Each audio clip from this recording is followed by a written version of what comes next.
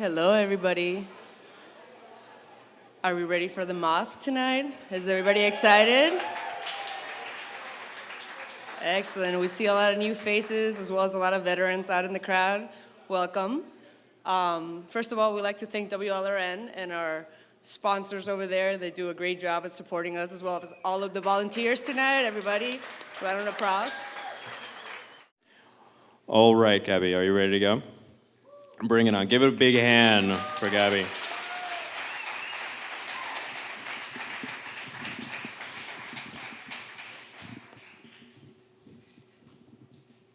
My father loves to drive.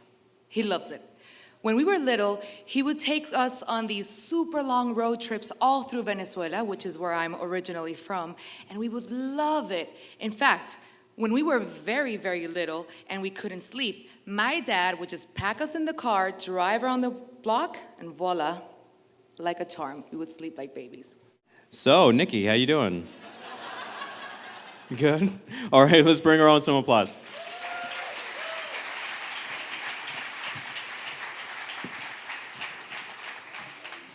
Can I lower this a little bit?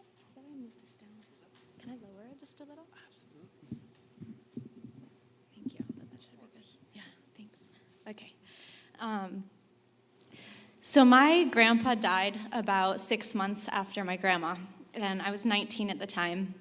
And for about 1.5 to 2 years before that, his doctor had been over-medicating him, but we didn't know that at the time.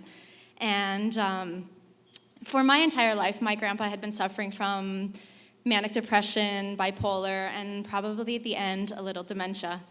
But again, we didn't know that. So, when I was a kid growing up, there was always these two extremes that I didn't understand. There was the angry and the scary side, but then there was also this amazing and gregarious and outgoing character who was huge, and he was 6'3" and had these huge shoulders, and he was super tan because he would go to the swimming pool. He lived in Hemet, California, in the desert. He would go to the swimming pool every day and sunbathe in his little Speedos that he got from the local high school's fundraiser, instead of exercising his hip like he was supposed to do. $50 an hour, and I look at him and I go, okay. So I was a little flattered because I was never that guy that was at the pool party that was just looking forward to taking his shirt off. And I might not have the most fantastic stuff going on, but I think we all do the best with what we have, and it was a little flattering. So instantly my brain goes it's Poppy. So the first thing that arrives in my head is fashion, model superstardom, here I come. And I'll be plastered on the finest billboards in all of Hialeah because it's Poppy. It's Poppy, So it's not Poppy, it's Poppy. So somewhere between Hialeah City Hall and what's Cerrucci's, somewhere a little accessible. And it turned out as a surprise for myself because what ends up happening was I didn't exactly know what a fashion fit model does.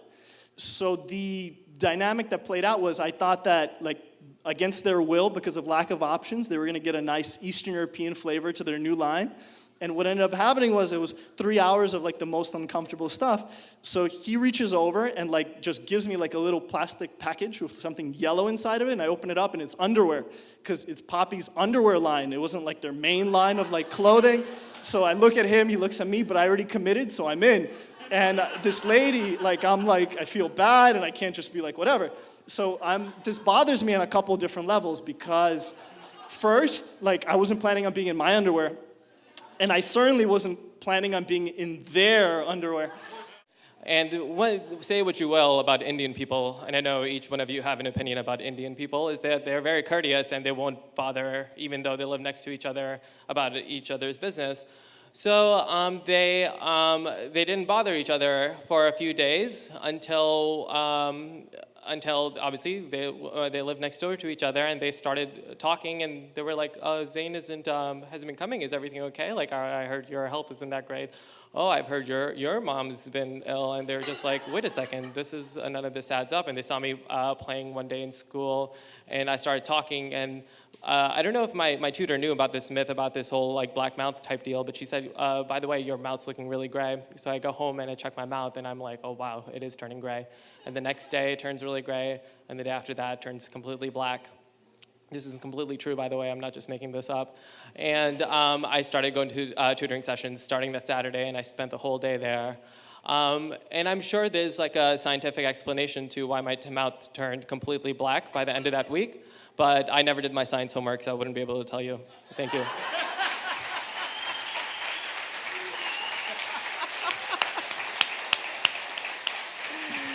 Zane, everybody.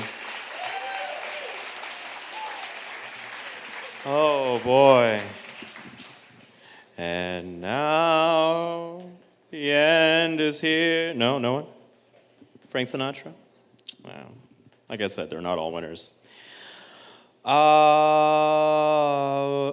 Right. Quick update. So next month, July, Moth in Miami at Grand Central. The topic is balance. Balance. So for all you proceduralizing yogis out there, this is the perfect topic for you. How, Ashanana was so life-changing. It really balanced out my life, in my soul, in my spirit. But so look out for that. Check the website frequently, themoth.org. You'll find a lot of amazing podcasts, a lot of stories, a lot of things happening around the U.S. And if you find yourself traveling, check out to see what's going on in the neighborhood you're going, because most likely they either have a community or have an event going on.